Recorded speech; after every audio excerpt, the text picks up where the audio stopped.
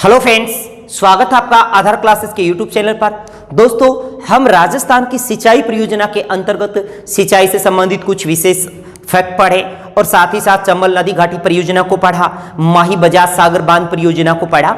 आज उसी क्लास को आगे बढ़ाते हुए स्टार्ट करते हैं बिसलपुरे बांध परियोजना से। जी बने रहिए वीडियो में बिसलपुरे बांध परियोजना से। जी देखिएगा, बिसलपुर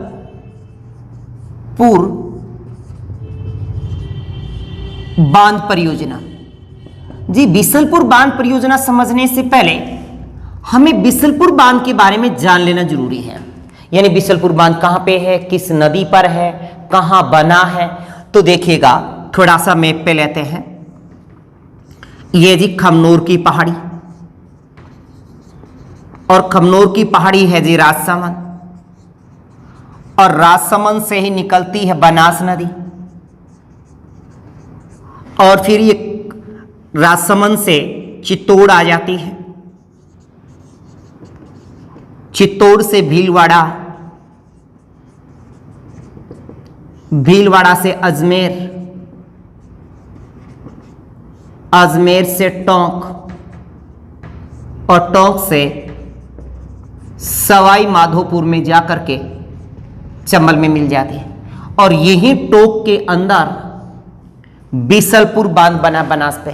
तो यहां पे टोंक के अंदर ही क्या बना हुआ है, एक बिसलपुरे बांध बना हुआ है, बिसलपुरे बांध। और बिसलपुर बांध किस नदी पर है, तो हम कहेंगे बनास नदी पर है। ओके, इसके बाद ये बिसलपुर बांध किसने बनवाया है, तो विग्रहराज चतुर्थ, विग्रहराज चतुर्थ या फिर बिसल देव ने, बिसल देव ने। और राजस्थान का कंक्रीट से बना एकमात्र बांध है। किससे? कंक्रीट से बना हुआ एकमात्र बांध। और ये है कहां पे ये बांध, तो याद रखिएगा, राजमहल यानी टोडा रायग्राम, राजमहल टोंक में है, राजमहल टोंक में है। और इसी पर जो बिसलपुर बांध बना है उससे 1986-87 को, 1986-87 को बिसलपुर बांध परियोजना की शुरुआत हुई। यानी इसकी शुरुआत कब होती है, 1986-87 को होती है। बिसलपुर बांध परियोजना की शुरुआत कब होती है, तो 1986-87 को होती है। इस बिसलपुर बांध परियोजना का जो मुख्य उद्देश्य था वो था सिंचाई हेतु जल उपलब्ध करवाना। यानी इसका जो मुख्य उद्देश्य, इस बांध परियोजना को जो बनाया गया है, इसका मुख्य उद्देश्य था,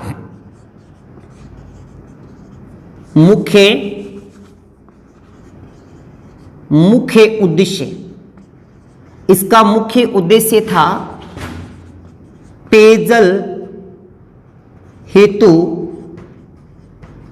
जल उपलब्ध करवाना। ओके, तो ये राजस्थान की सबसे बड़ी पेयजल परियोजना है। याद रखिएगा, ये राजस्थान की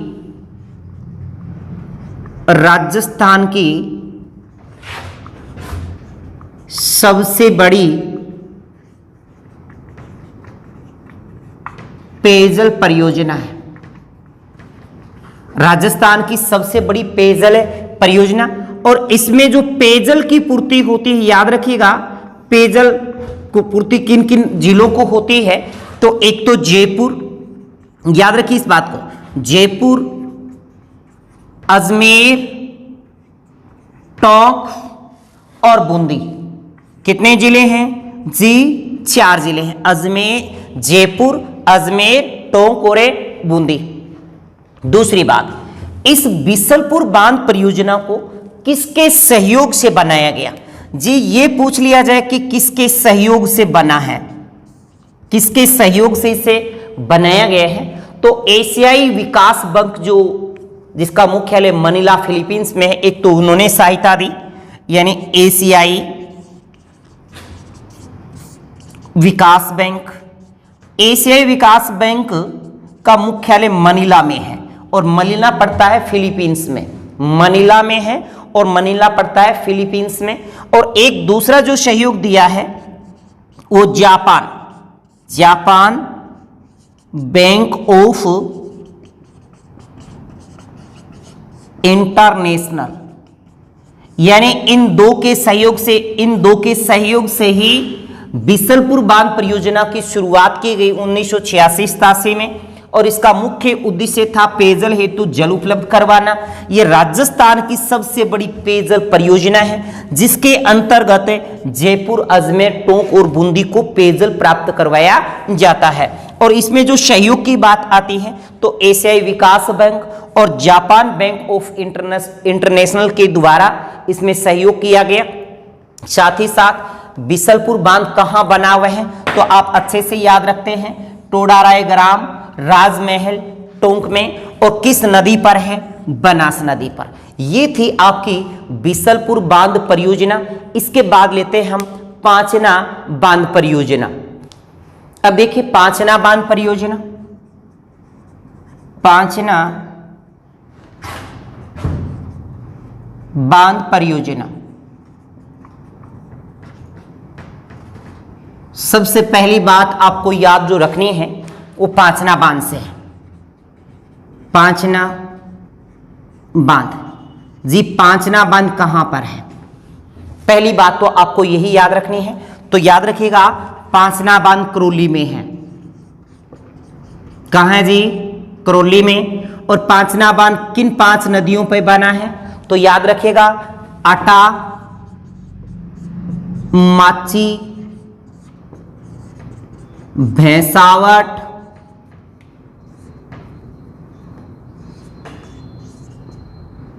बरखेड़ा और भद्रावती। इन 5 नदियों के ऊपर क्या बना है? पांचना बांध बना है। याद आपको ये भी रखना है, ये 5 नदियां हैं और इन 5 नदियों के ऊपर ही क्या बना है? पांचना बांध बना है। और पांचना बांध कहां पे है? करौली में, जिसमें 5 नदियां आके गिरती, अटा, माची, भैंसावट, बरखेड़ा और भद्रावती। ये एक बात आपको ये भी याद रखनी है कि वर्तमान में गंभीर नदी, और गंभीर नदी करौली से निकलती है। वर्तमान में गंभीर नदी का जल भी पांचना बांध में गिरता है। पांचना बांध में गिरता है। एक बात तो आपको ये याद रखनी है पांचना बांध से। दूसरी बात आती है पांचना बांध विशेष, कि पांचना बांध जो बनाया गया है उसको किसके सहयोग से बनाया गया। तो एक तो सहयोग पूछेगा, तो पूछेगा किसके सहयोग से बना, तो ये बात आप अच्छे से जानते हो, आपने पीछे भी पढ़ा है कि अमेरिका के सहयोग से इसे बनाया गया है। नेक्स्ट बात आती है इसकी जो सफाई की गई है वो कनाडा के सहयोग से की गई है। किसके सहयोग से? कनाडा के सहयोग से। और नेक्स्ट बात सबसे विशेष कि मिट्टी का बना राजस्थान का सबसे बड़ा बांध है। तो मिट्टी से बना सबसे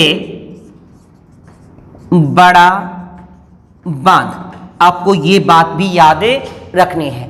नेक्स्ट बात हम चर्चा करते हैं पांचना बांध परियोजना से। ओके, तो याद रखिएगा पांचना बांध की अगर बात करें तो पांचना बांध को किस उद्देश्य हेतु बनाया गया है, तो याद रखिएगा इसका जो मुख्य उद्देश्य था वो सिंचाई हेतु ही बनाया गया, यानी सिंचाई प्रयोजन हेतु ही पांचना बांध पे पांचना परियोजना चलाई गई है। और इसमें सिंचाई किन किन जिलों में होती है तो याद रखिएगा KBC। के का मतलब यहां पे करौली,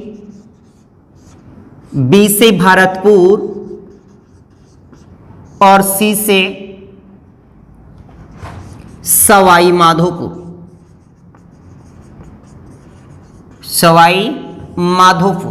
ओके, यानी इन 3 जिलों में पांचना बांध से क्या होती है? सिंचाई होती है। और आप अच्छे से ये भी जानते हैं कि पांचना बांध के द्वारा ही अजान बांध को जलापूर्ति होती है, यानी इसी से अजान बांध आप अच्छे से जानते हैं कि अजान बांध भरतपुर में बाणगंगा नदी पर है। किस पर है? बाणगंगा नदी पर बना है। तो अजान बांध भरतपुर को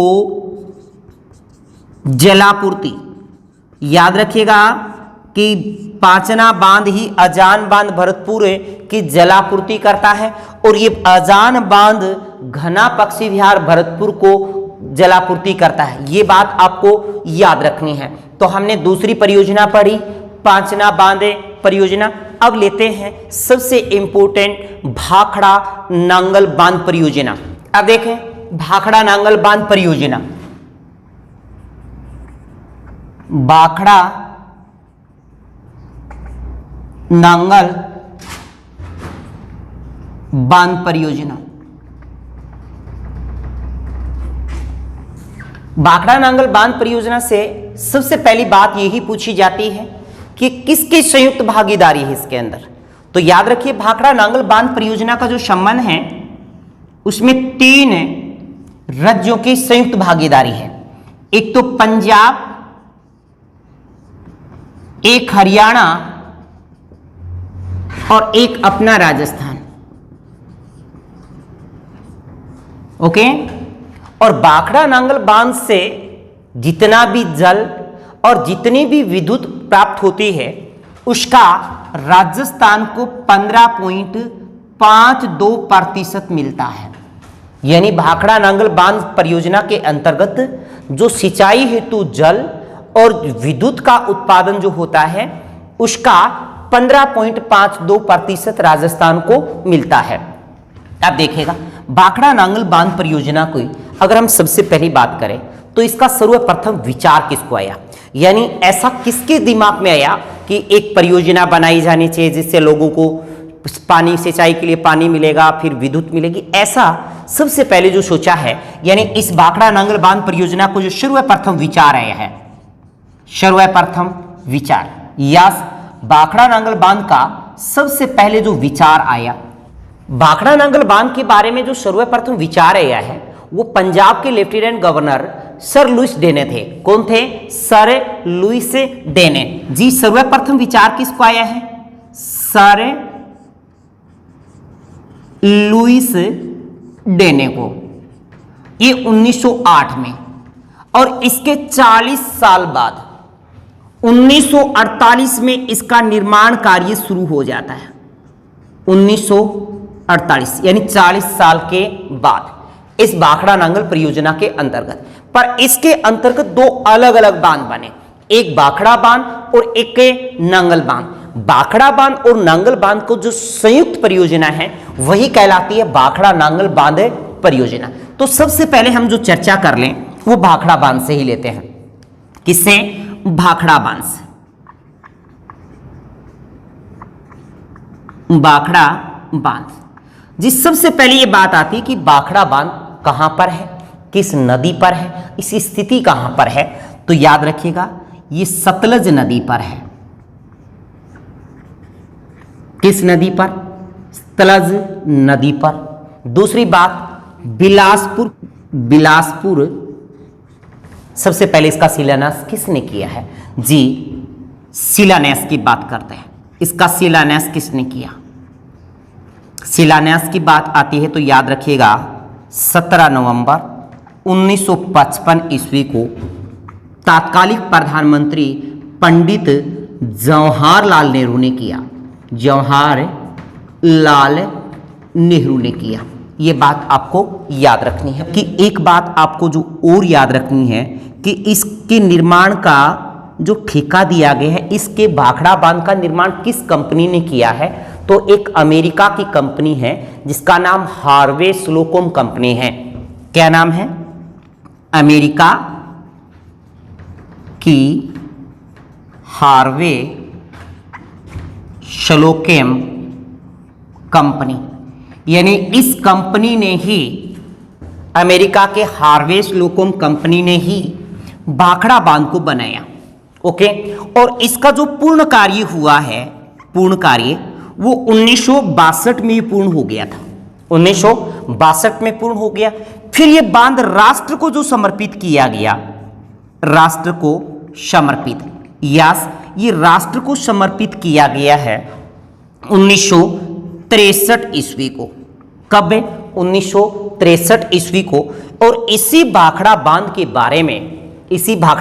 बारे में इस पंडित जवाहरलाल नेहरू ने भी एक बात कही है, एक कथन कहा है। वो क्या कहा कि पुनरुत्थित भारत का नवीन मंदिर है। ये बात भाखड़ा बांध के बारे में पंडित नेहरू ने कहा, ये पुनरुत्थित भारत का नवीन मंदिर है। किसके बारे में बात करें अपन? भाखड़ा बांध के बारे में। जी, अगर हम भाखड़ा बांध की ऊंचाई की बात कर लें, देखिएगा ऊंचाई समथिंग है 225 मीटर या 740 फीट, ये इसकी ऊंचाई है। ऊंचाई के बाद आ जाती नेक्स्ट बात, इसकी लंबाई कितनी है। जी, लंबाई है इसकी 518.16 मीटर या फिर 1700 फीट। ओके, नेक्स्ट बात आती है इसकी चौड़ाई की। जी, चौड़ाई इसकी 9.14 मीटर अर्थात 30 फीट के लगभग है। ये इस भाखड़ा बांध से संबंधित है कि इसकी ऊंचाई कितनी है, इसकी लंबाई कितनी है, इसकी चौड़ाई कितनी है। नेक्स्ट बात, भाखड़ा बांध विश्व का दूसरा और एशिया का पहला सबसे ऊंचा कंक्रीट निर्मित गुरुत्व बांध है। क्या बताया? कंक्रीट निर्मित गुरुत्व बांध, यानी ये विश्व का दूसरा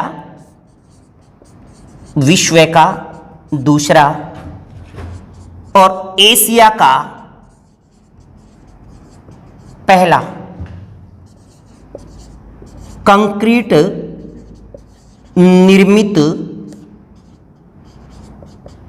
गुरुत्व बांध। कौन से बांध की बात करें अपन? भाखड़ा बांध। तो आपका उत्तर होएगा भाखड़ा बांध से। अब नेक्स्ट बात करते हैं, इसी भाखड़ा बांध के पीछे जो गोविंद सागर जलाशय बना है। अब देखिए नेक्स्ट, भाखड़ा बांध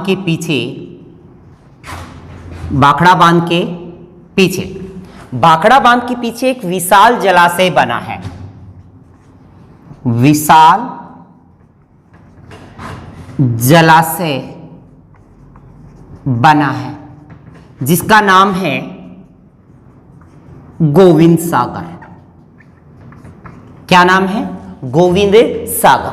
और इसी गोविंद सागर जलाशय से याद रखिएगा, पंजाब, हरियाणा और राजस्थान, पंजाब, हरियाणा, राजस्थान को पेयजल और सिंचाई हेतु जल मिलता है।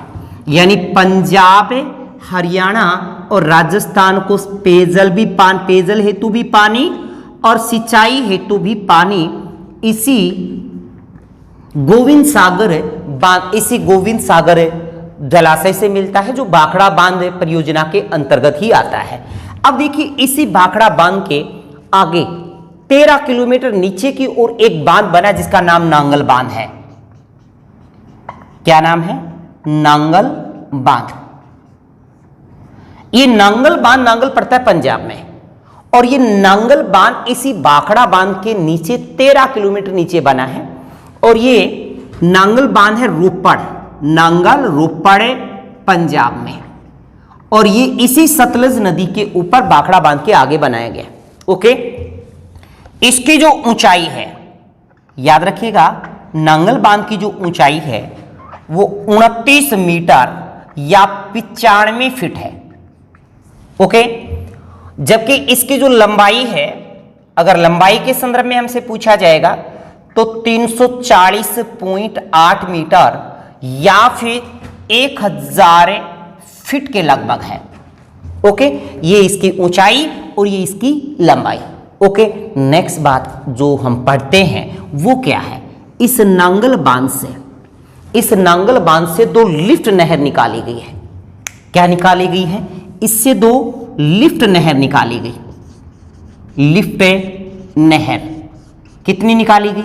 2, जिसमें एक लिफ्ट नहर का नाम है बिस्त दोआब नहर। क्या है? बिस्त दोआब नहर। और ये बिस्त दोआब नहर नंगल बांध से ही निकाली गई और इससे पंजाब को सिंचाई हेतु जल मिलता है। किसको? पंजाब को। और दूसरी जो इससे नंगल बांध से जो दूसरी नहर निकाली गई उसका नाम है भाखड़ा नहर। भाखड़ा नहर। याद रखिएगा कि भाखड़ा नहर भाखड़ा बांध से नहीं निकाली गई, नंगल बांध से निकाली गई। किससे? नंगल बांध से। और इस भाखड़ा नहर से पंजाब, हरियाणा और राजस्थान, इन तीनों स्टेटों को, इन तीनों राज्यों को इससे सिंचाई हेतु जल मिलता है। क्या मिलता है? सिंचाई हेतु जल, इन तीनों को। पर अब ध्यान से जो सुनने वाली बात जो है कि हम जो भाखड़ा नांगल बांध परियोजना पढ़ रहे थे, क्या पढ़ रहे थे अपन? भाखड़ा नांगल बांध परियोजना। इस भाखड़ा नांगल बांध परियोजना के अंतर्गत, बहुत इंपॉर्टेंट बात है, याद रखिएगा, भाखड़ा नांगल बांध परियोजना के अंतर्गत 1493 मेगावाट विद्युत का उत्पादन होता है। 1493 मेगावाट विद्युत का उत्पादन होता है, जिसमें से 3 की भागीदारी है पंजाब, हरियाणा, राजस्थान। और अपने राजस्थान को याद रखिए, इसी भाखड़ा नांगल बांध परियोजना के अंतर्गत राजस्थान को जल व विद्युत, जल व विद्युत यानी जल व विद्युत 15.52% मिलेगा। यह समझौता 1959 ईस्वी को हुआ था। 1959 ईस्वी को। इसी 1959 ईस्वी के समझौते के अनुसार इस भाखड़ा नांगल बांध परियोजना से जो विद्युत उत्पादन होगी उसका 15.5% और जो सिंचाई हेतु जल प्राप्त होगा उसका भी 15.5% जल मिलेगा। तो देखेगा, यानी राजस्थान को कितनी विद्युत भाखड़ा नांगल बांध परियोजना के अंतर्गत मिलती है? तो याद रखिए 227.32 मेगावाट। 227.32 मेगावाट तो मिलती है बिजली यानी विद्युत। और इसके बाद 2.3 लाख हेक्टेयर क्षेत्र पर सिंचाई हेतु जल मिलता है। यानी 2.3 लाख हेक्टेयर क्षेत्र पर सिंचाई हेतु जल राजस्थान को इसी भाखड़ा नांगल बांध परियोजना के अंतर्गत मिलता है। और एक बात आपको जो सबसे विशेष बात याद रखनी है कि इस परियोजना से राजस्थान का हनुमानगढ़ जिला सर्वाधिक लाभान्वित है। कौन सा जिला? यानी राजस्थान का हनुमानगढ़ जिला। हनुमानगढ़ जिला जिसके अंदर सर्वाधिक सिंचाई इसी बांध परियोजना के अंतर्गत होती है।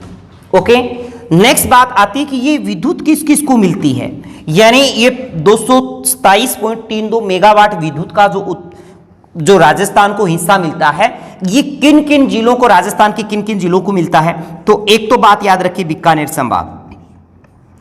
बीकानेर संभाग यानी बीकानेर है, हनुमानगढ़ है, चूरू है, गंगानगर, 4 जिले ये आ गए। और इसके बाद एक झुंझुनू और एक सीकर। झुंझुनू और एक सीकर, इन्हीं को ये विद्युत खपत के लिए मिलती है। ओके, नेक्स्ट बात पढ़ते हैं अपन नर्मदा नहर परियोजना। अगली योजना देखिए, नर्मदा नहर परियोजना। नर्मदा नहर परियोजना, इसको पढ़ते हैं। नर्मदा नहर परियोजना, सबसे पहले हमें नर्मदा नदी और नर्मदा नहर की बात करनी है। जी, आप अच्छे से जानते हैं कि जो नर्मदा नदी है, वो अमरकंटक की पहाड़ी, अमरकंटक की पहाड़ी मध्य प्रदेश से निकलती है।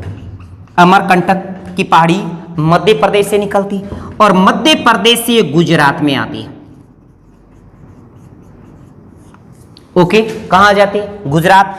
और गुजरात में इसी नर्मदा नदी पर एक बांध बना है यहां पे, और इस बांध का नाम है सरदार सरोवर बांध। सरदार सरोवर बांध। ओके, और इस सरदार सरोवर बांध से यहां से एक लिंक नहर निकाली गई। क्या निकाली गई? लिंक है नहर, जिसका नाम है नर्मदा नहर। नर्मदा नहर, यानी इस सरदार सरोवर बांध जो गुजरात में है, सरदार सरोवर बांध गुजरात, यहीं से नर्मदा नहर निकाली जाती है। तो ये गुजरात के अंतर्गत 458 किलोमीटर विस्तार तो इसका गुजरात में है। फिर ये यहां पर राजस्थान में प्रवेश कर जाती है, जिसको हम जीरो पॉइंट कहते हैं। क्या कहेंगे? Zero point. और राजस्थान के जीरो पॉइंट जहां से प्रवेश करती है उस स्थान का नाम है शिल्लू गांव। शिल्लू गांव, नर्मदेश्वर घाट, जालोर। यानी जालोर से राजस्थान में प्रवेश करती है। कहां से? जालोर से। और जालोर से प्रवेश करके ये बाड़मेर तक चली जाती है। कहां तक है? बाड़मेर तक। ओके, और बाड़मेर में अंतिम छोर है इसका गुड्डा मालानी बाड़मेर। गुड्डा मालानी बाड़मेर, यानी ये जालोर और ये आगे बाड़मेर। और यहां राजस्थान में इसकी जो लंबाई है वो 74 किलोमीटर है। कितनी है? 74। कितनी रहेगी? 74। जबकि अगर हम टोटल इन दोनों को जोड़ें, इन दोनों लंबाई को, तो ये लगभग समथिंग 532 किलोमीटर के आ जाती है। 532 किलोमीटर, यानी नर्मदा नहर की जो लंबाई है वो 532 है, और जिसमें 458 गुजरात में और 74 किलोमीटर राजस्थान में। ओके, याद रहेगी। इसके बाद दोस्तों यहां पर नर्मदा नहर परियोजना के अंतर्गत जो विशेष बात याद रखनी है वो ये है कि नर्मदा नहर से सिंचाई कहां कहां होती है। जी, इस नर्मदा नहर से सिंचाई कहां कहां होती है? तो सिंचाई याद रखिए जालोर और बाड़मेर में होती है। जालोर और बाड़मेर में ही इस नर्मदा नहर परियोजना के अंतर्गत सिंचाई होती है। और राजस्थान की एकमात्र ऐसी परियोजना है फव्वारा पद्धति से सिंचाई होती है। यानी इसमें किस पद्धति से? फव्वारा पद्धति से सिंचाई, यानी राजस्थान की एकमात्र सिंचाई परियोजना जिसमें फव्वारा पद्धति से सिंचाई होती है वो है नर्मदा नहर परियोजना। याद रहेगी। अब इसके बाद देखिएगा, इससे 3 लिफ्ट नहर निकाली गई। एक तो सांचौर लिफ्ट नहर, ये जालोर में, सांचौर लिफ्ट नहर, ठीक है। एक है भादरेड़ा, 2 लिफ्ट नहर और निकाली गई ऐसे। एक का नाम है भादरेड़ा, भादरेड़ा लिफ्ट नहर, भादरेड़ा लिफ्ट नहर। एक है पनोरिया, क्या रहेगा? पनोरिया, पनोरिया लिफ्ट नहर। ये दोनों की दोनों बाड़मेर में, और इन दोनों लिफ्ट नहरों से बाड़मेर में सिंचाई होती है। याद रखिएगा, इस नर्मदा नहर परियोजना के अंतर्गत जो नर्मदा नहर है इसे मारवाड़ की भागीरथी भी कहा जाता है। क्या कहते हैं? मारवाड़ की भागीरथी। जी, इसे मारवाड़ की भागीरथी या फिर मारवाड़ की जीवन रेखा भी कहा जाता है। मारवाड़ की जीवन रेखा, ये बातें आपको याद रखनी है। सिंचाई कहां कहां होती है? तो आपका उत्तर जालोर बाड़मेर होगा। राजस्थान की एकमात्र सिंचाई परियोजना जिससे फव्वारा पद्धति से सिंचाई होती है, नर्मदा नहर परियोजना। ओके, याद रहेगी।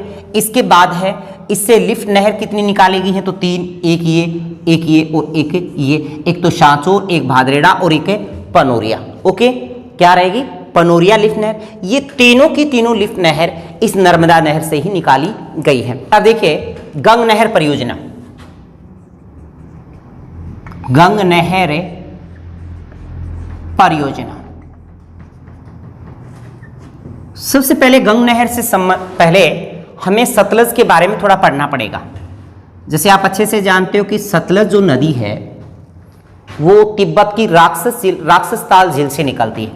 ये एक झील है जिसका नाम है राक्षस ताल झील और ये पड़ती तिब्बत, और तिब्बत से निकल के ये भारत में आ जाती है। ओके, और ये किस नदी की बात कर रहा हूं मैं, सतलज नदी की बात कर रहा हूं। ठीक है, कौन सी नदी, सतलज नदी। अब ये सतलज नदी इस प्रकार से आगे चली जाती है इधर पाकिस्तान की। ठीक है, अब सतलज नदी के ऊपर यहां पे एक बांध बना है जिसका नाम है हुसैनी वाला बांध, हुसैनी वाला बांध, और ये पड़ता है फिरोजपुर पंजाब में, फिरोजपुर पंजाब। इसी हुसैनी वाले बांध से एक नहर निकाली जाती है जिसका नाम है गंग नहर। क्या नाम है, गंग नहर। ये गंग नहर पंजाब से होती हुई, यहां से ये पंजाब से, और यहां पे पंजाब तक पहुंचती है 112 किलोमीटर पंजाब में है। इसके बाद यहां पे राजस्थान के गंगानगर में प्रवेश कर जाते हैं, और गंगानगर में प्रवेश करने के बाद यहां पे एक शिवपुरी हेड है, Shivpuri head. Okay, Shivpuri head Ganganagar में है, गंगानगर। और इस शिवपुरी हेड तक यहां पे राजस्थान में इसकी लंबाई है 17 किलोमीटर। ओके, इसके बाद ये इसका अंतिम छोर गंगानगर के अनूपगढ़ तक चला जाता है। कहां तक है, अनूपगढ़ गंगानगर, गंगानगर। तो ये आगे रह जाती है 18 किलोमीटर, यानी टोटल है ये राजस्थान में 25 किलोमीटर। कितनी है, 25 किलोमीटर। यानी गंगानगर में जब प्रवेश करती है तो शिवपुरी हेड तक तो इसकी लंबाई 17 किलोमीटर है, और शिवपुरी हेड से अनूपगढ़ के बीच इसके 18 किलोमीटर। टोटल जो इसकी लंबाई है वो याद रखिएगा 25 किलोमीटर है। विशेष बात जो है कि गंग नहर से सिंचाई कहाँ होती है, इसकी लिफ्ट नहरें कितनी हैं जी, याद रखिएगा इससे 4 लिफ्ट नहर निकलती हैं। कितनी, जैसे ये तो शिवपुरी हेड है, इससे 4 लिफ्ट नहर निकलती हैं इस प्रकार से। कितनी लिफ्ट नहरें हैं, 4। एक का नाम है करणी शाखा, एक का नाम है लालगढ़ शाखा, एक का नाम है समीजा शाखा, और एक का नाम है लक्ष्मी शाखा। ये 4 क्या है, लिफ्ट नहर है, लिफ्ट नहर। और इस गंग नहर से सर्वाधिक जो सिंचाई होती है, सर्वाधिक सिंचाई, याद रखिएगा इस गंग नहर से सर्वाधिक सिंचाई गंगानगर में होती है। इसीलिए इसे गंगानगर की जीवन रेखा भी कहा जाता है। क्या कहेंगे, गंगानगर की जीवन रेखा जी, इसे गंगानगर की जीवन रेखा भी कहा जाता है।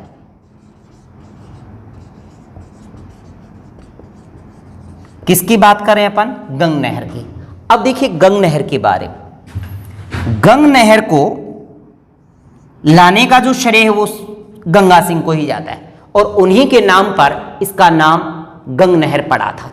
इसका जो शिलान्यास हुआ था वो 5 दिसंबर 1922 ईस्वी को महाराजा गंगा सिंह ने किया था और 5 साल में बनकर तैयार हुई। इसके बाद जो इसका उद्घाटन किया गया,